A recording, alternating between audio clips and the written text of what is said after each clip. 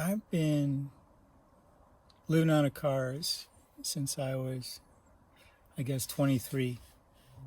Actually, really, when I was 21, I went around the country in two vans with 9 other people for a month in January.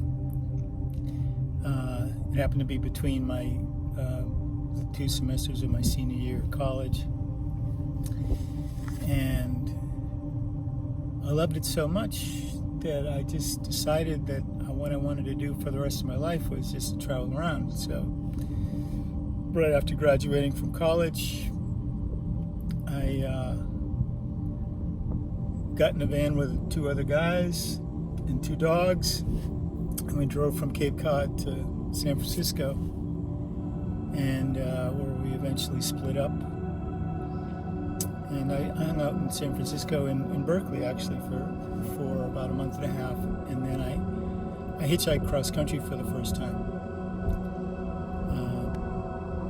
jumping trains. That was the first time I jumped a train, and that was really wonderful. But it wasn't, I didn't buy my first car that I lived out of until 2 years later, 1982, I think. My first car was a Volkswagen 412, blue, metallic blue.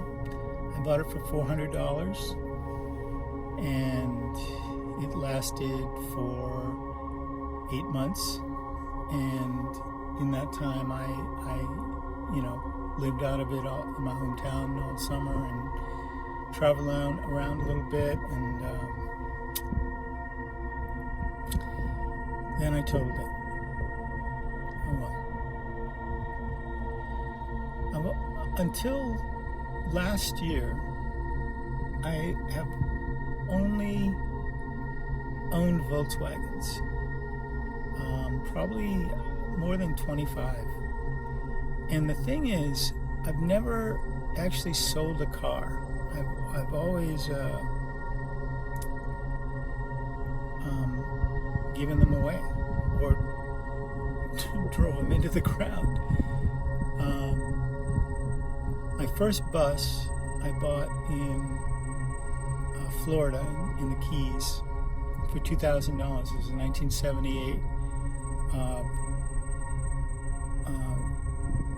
Westphalia camper van, diarrhea green, and I'd always meant to paint it the color of the color of yellow that they paint the streets with. And I once had like a gallon of that paint in my hand in the store, and I kind of talked myself out of getting it at that moment, and never came close to it again. But every bus after that was either blue or I painted it yellow. And I've had, I think, 6 Volkswagen buses after that. But that first diarrhea green one, I ended up painting it like I would write whenever I'd have a brainstorm, whatever profound statement came to me, I would paint it on the bus. So it was the bus itself became like an ever-changing canvas of my brain farts, and I tried to keep it, really conscious thoughts, high vibe we were going for, and it seemed to have worked, because on only 2 other occasions did I find anybody trying to add their nonsense to my canvas. And I would find people reading my bus at, like, you come out of a rest area, bathroom, and there's people reading your bus, or supermarket or something. So you must be doing something right, I figured. And when you live out of a vehicle, you see the world through that vehicle. And you think that people, when they see you, they're seeing what your vehicle represents, right? And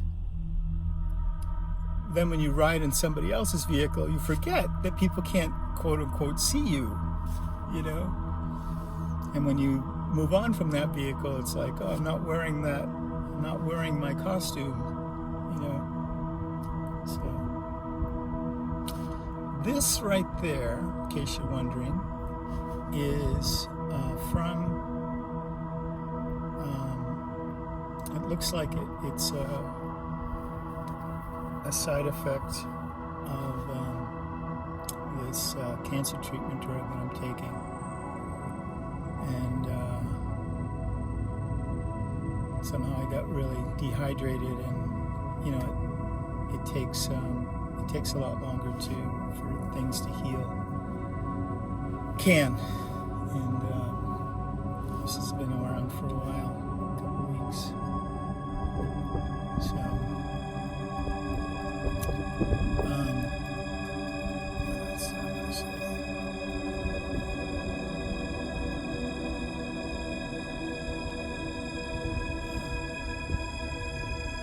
So I've been seeing a true confession to make. There's a part of me, admittedly egotistical part of me, that gets my dander up whenever I see the hashtag van life.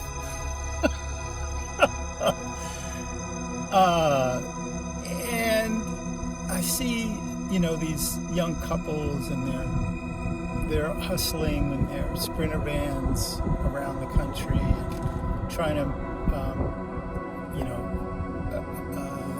cater to their following, to finance their trip and all that. And, you know, I admit that part of me is like, because I have been living out of vehicles for 40 years, right?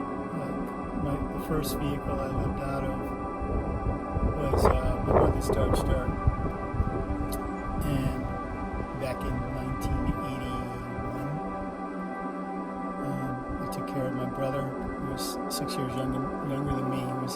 He was 16, but looked like he was 11. He was one of those late bloomers, and which worked really well for getting into like movie theaters and stuff, but the drive-in. But he wasn't too excited about it, because he was at least a foot shorter than everybody else in his class. He spent the first week of his senior year living out of our Dodge Dart, because we couldn't find a place to live until then. But I've lived out of about 6 different Volkswagen buses, and my sister bought a 1974 Super Beetle, red Super Beetle, that she later painted maroon.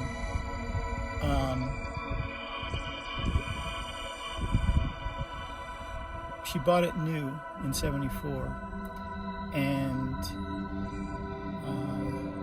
in 1989, she called me up and she said, "You want my car? If you do, you have to come and get it." I was living. It was the winter, and I was on Cape Cod, and she was in Tampa, Florida, and her husband had just gotten orders to go to Germany.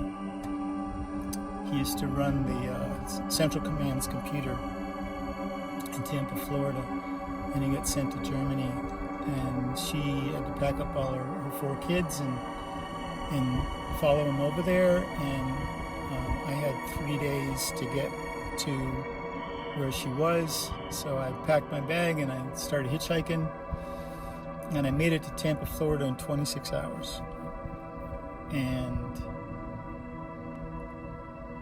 I got her Volkswagen Bug a couple hours before she got on the plane, And I had that bug. I lived out of that bug for 2 years, traveling around the country. And then she wanted it back when she came back from Germany. And I bought my first Volkswagen camper van, Westphalia, the green one, with a diarrhea green. And I had that for 5 years. And at the end of the 5 years, it communicated to me in no uncertain terms that it really wasn't going to make it out of the Florida Keys. And so I was kind of stuck there for 8 months, which is a whole nother story. And but the short story is, this beautiful woman I was in love with, we had a dog in common, and she wanted to go to hang out with Bob Marley's bass player and in Jamaica, and she asked me to take care of the dog. So I met her in Key West, and we parted, and I had the dog for 8 months, and in the course of all that, the van broke down. I thought it was a scrap, and then I got it going again, but it wasn't going anywhere. And I had this friend who was her best friend was involved with Jerry Garcia, and so they were all in that, Grateful Dead. She wasn't really a groupie. She was more like, she looked like Jackie Onassis, and she was from that same Philadelphia mainline social circuit. Her demeanor was very similar to what we would think of as Jackie Onassis. I've never met Jackie Onassis, but she's very, very quiet, very a woman of very few words. She had a very regal demeanor, and lovely woman, raising a single mother of at least 2, maybe 3 boys that were very Huck Finn-esque, running around, getting into stuff, living in Big Pine Key. And she could grow some serious pot. It didn't look like much, but if you hit it, man, powerful stuff. And she made this really wonderful tea. Anyway, I gave her my bus, and she, cleared out all my refuse of 5 years of living in it, and set it up as a guest room for her, for anybody who came to visit, in her front yard. And her boys, she told me her boys would they like to pretend they were on a road trip in the bus, and they called it, they were out there playing hippie, which is just about slayed me when I heard that, playing hippie. They pretend like they're driving in and passing a joint between them, and craziness. And then I had my sister's bug for another 2 years, until I ended up giving that away on a coin toss. I was actually going to drive it to it had communicated to me that it was on its last legs, or that we were not going to be going forward together. And I had found this place near Santa Cruz, a junkyard called Moss Landing. And Moss Landing is right by the ocean. I thought, what a great place for it to just rust away, Moss Landing. A fitting end to a car that had served our family well, and me personally, for at least 4 years of living out of it. And if you're wondering what is it like to sleep in a Volkswagen Bug, you put the passenger seat forward, No, the driver's seat forward and the passenger seat back, and you put all your clothes and stuff in that area in between, and you put your feet by the glove compartment and your head in the back, and you know, as a 5'10"-ish type person, you can get comfy. So I lived out of that bug for 4 years like that, and traveled all over the country, scouted for rainbow gatherings and that, and it served me well. And after that, I think I didn't own my own van, but I helped somebody else have my woman friend at the time. She wanted a bus, so she bought a bus, and I helped her keep it going. I dropped the engine out of that bus for her.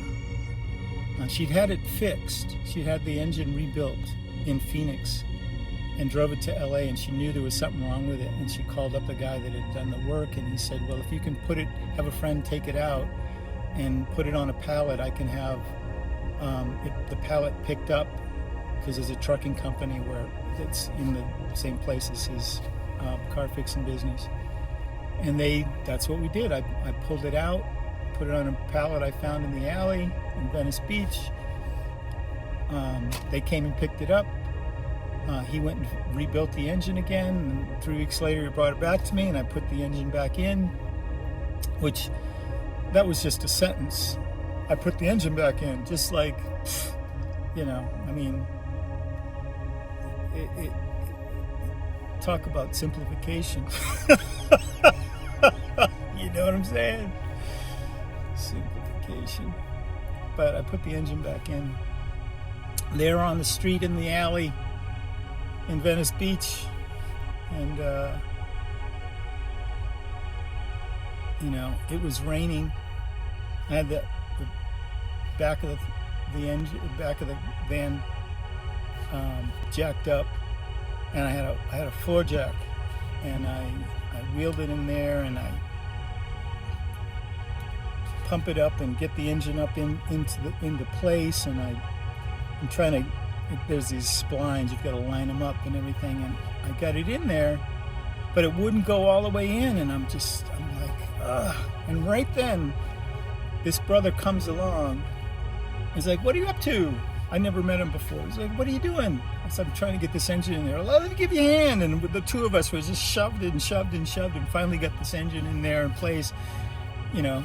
And that was what, 1990. No, that was 2000.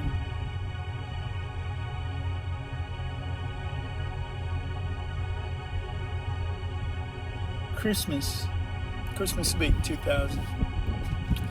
And we've been friends ever since. You know, I mean, that's how you know your friends. Somebody, it's complete stranger, just shows up when you're in your dire straits, getting rained on, getting frustrated and everything like that, just shows up, hey, let me give you a hand, you know, and does, and yeah. Anyway, my next bus was a metallic blue Vanagon, 1980. I had that for 5 years, drove around the country. I drove the bejeebers out of that bus until I had to give that away because it wasn't going anymore. That car went, at one point, I was driving from Cape Cod to Burning Man to LA, and it broke down in every state west of the Mississippi, west of Indiana. It started breaking down in Indiana. It broke down at least 5 times a day. And I got it going, made it to Burning Man, made it back to LA. Man, I've been stuck on the side of the road so many times with mechanical problems that I've given myself the title of a crisis mechanic. It's like, what do you do when you're in crisis? How do you handle it? And I can tell you that from my vast experience of being stuck on the side of the road, the number one thing that trips you up is not knowing what the fuck is wrong with your car. And it's the not knowing, because as soon as you have a clue, then you have something to work with, right? But if you don't know what the problem is, it's the not knowing means it could be anything, right? Which is a challenge if you don't have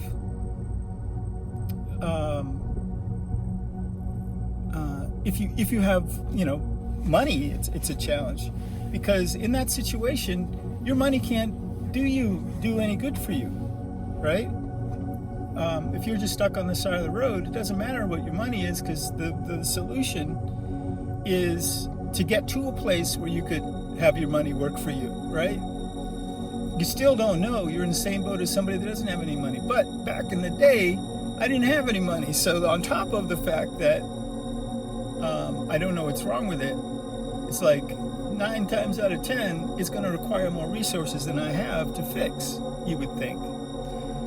But I'm here, I'm alive, which says that somehow, even though I was broke down in some of the stupidest places, the places that you would not want to be broken down, the places, if you had, what's your top 3 places on the planet, or just in America, that you would not want to be broken down, right? I've been broken down in all of those places.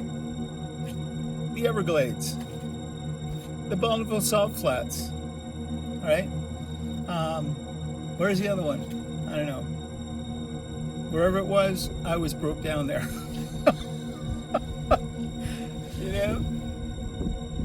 I was stuck in the Everglades for 2 weeks. I had to drop the engine there too and put it back in by myself. And same thing happened. Right as I'm trying to get those splines lined up, some dude shows up and helped me wiggle it in. Crazy.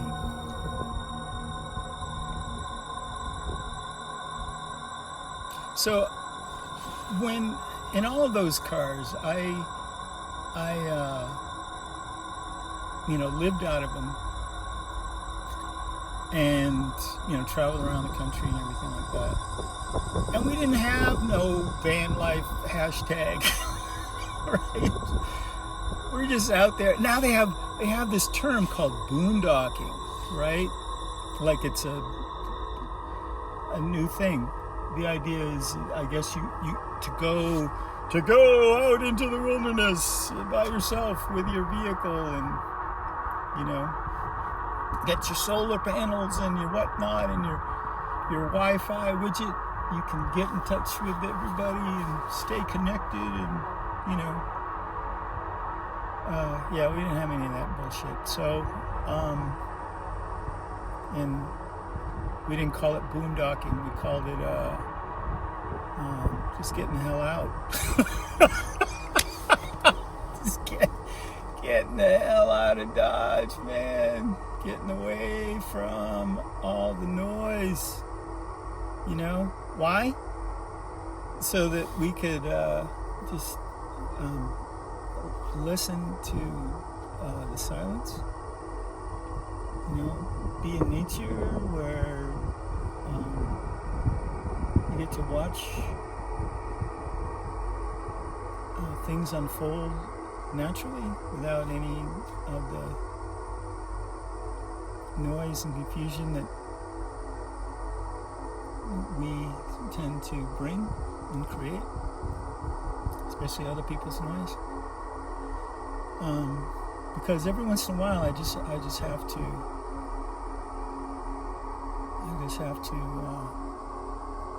be quiet. Let it all settle down. Every once in a while, I have to have a conversation with the universe. And it can be very challenging to hear that when you know, the world is in your face. So I go out into the wilderness all by myself with my automobile. The good thing is there's always been these the National Forests and the Bureau of Land Management, BLM lands. You know, there's rest areas, there's a couple of roads. My favorite roads in America are the PCH, Pacific Coast Highway, Highway 1, goes from Mexico to Canada along the coast. And there are so many beautiful places along there where you can just pull over and not be hassled. And there's so many beautiful places along there where you can just pull over and be hassled. You know, where they, you know, the law will ticket you for parking on the side of the road. And then there's the Blue Ridge Parkway, which is 400 miles of highway that goes along the crest of the Appalachian Mountains through Virginia and North Carolina. And there are all these pull-offs on both sides of the road. And each one of these pull-offs is, you can see all the way to the horizon. You know, it looks like God's country. It's easily one of the best roads in the world. And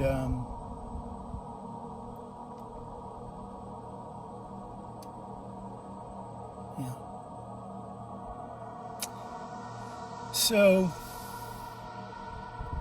when I see the van life thing, I'm like, maybe part of it is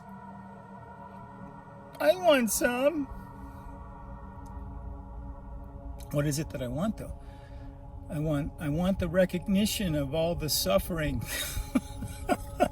I want points. I want points for being there first. So I'm an OG van lifer. And now, you know, 20 years ago, I was in Europe, and I saw these Mercedes vans, and I was like, that would be friggin' amazing to have in the States. And it took them, what, 10 years to get here, and another 5 for them to kind of kick in as worthwhile. And now they're ubiquitous. They're everywhere. And a year ago this week, I was able to buy my own. And finally, and the best part about it is I can stand up after all these years of, you know, 5 or 6 Volkswagen buses and having to be crouched over inside. This one, I can actually stand on my head and have a little room.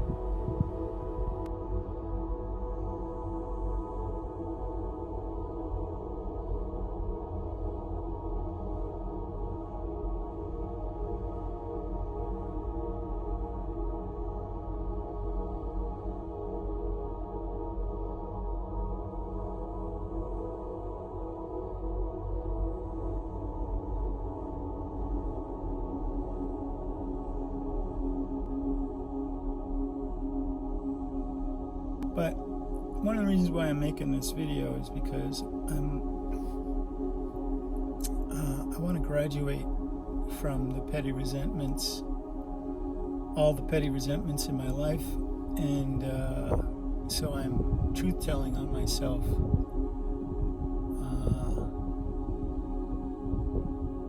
Envy can be a very self-defeating energetic structure, and the best use of that energy is to just go on about your business and do what it is that you really want to do for yourself. and applaud those that are doing the same for themselves, right? So that's a choice I'm making.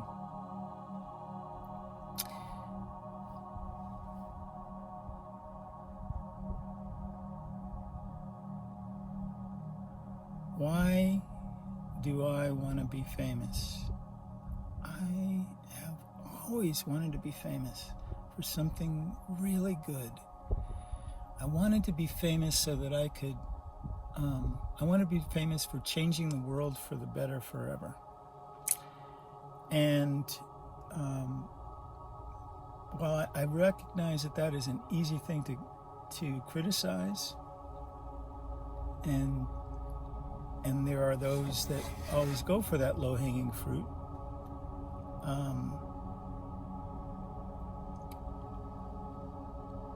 it doesn't change the fact that the emotional truth for me, that it feels like a fulfillment of my purpose in life to use that fame for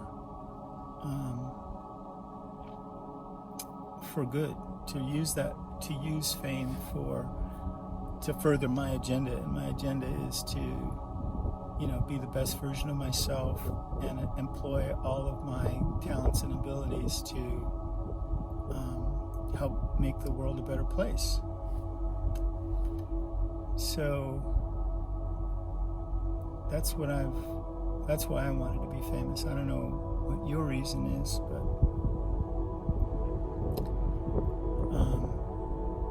to that end, I've written a lot of books and painted a lot of paintings and made a lot of music and composed a lot of music and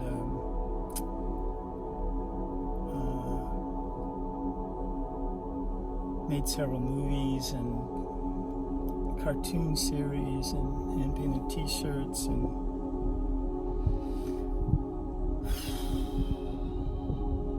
all of it was what I wanted to be famous for,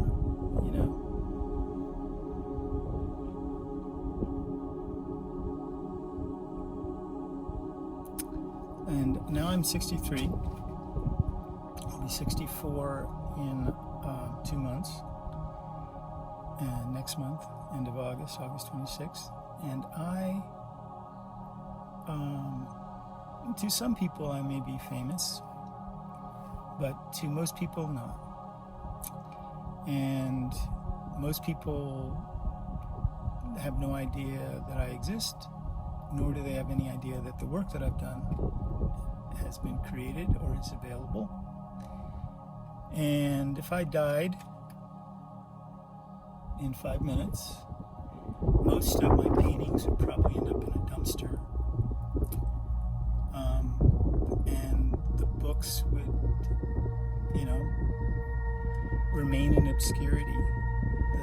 The music would be unlistened to because I haven't yet pushed it out there. It hasn't yet been discovered by the wandering eye of humanity. And those books, there's 8 novels, and most of the books have to do with metaphysics. Like, most people don't care about that. Most people aren't even aware of the word or the meaning of the word, and it's not uppermost in their mind. But it's the center of my heart and existence was to try to articulate what that's all about.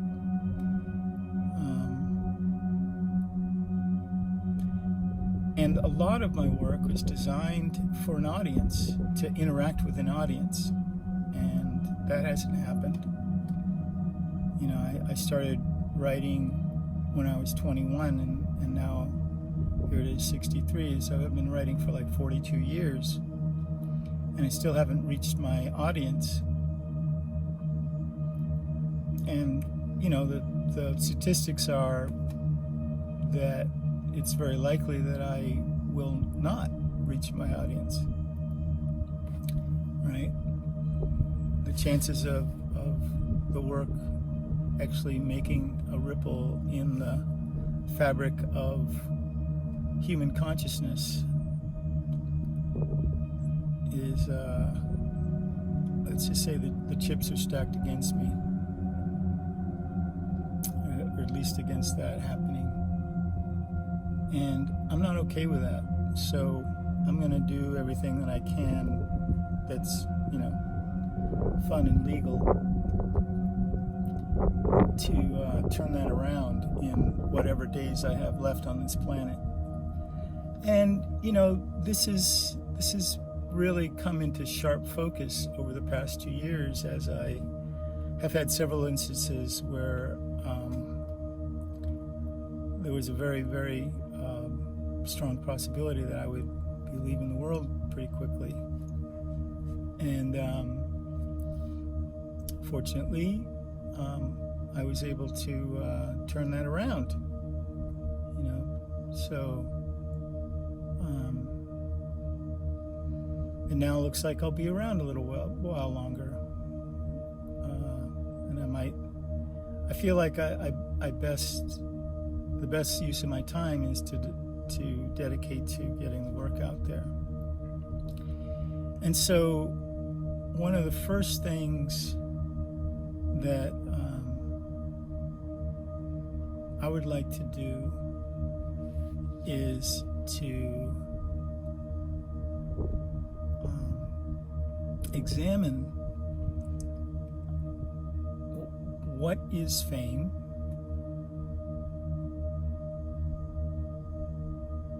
what is our relationship with fame as individuals and as a culture. And I had this idea of doing a fame podcast where I would interview people, not just famous people, but just regular people, and ask them, what did you, if you could be famous for anything, what would it be? And when you were a kid, did you ever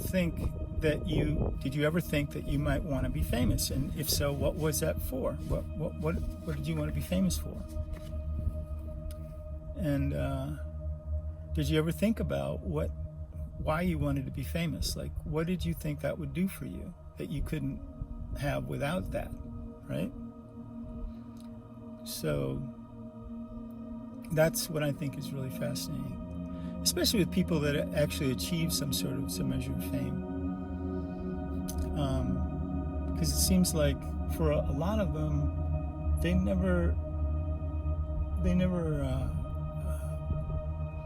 it wasn't a goal, right? And then there's people like me who've had it as a goal, and they don't reach that goal because it takes more than you having the goal. It takes a certain amount of collective agreement in order for you to achieve your goal. Just like if you're going to be the quarterback of a team, it takes a certain amount of agreement for that team to agree that you're worthy of being their quarterback. So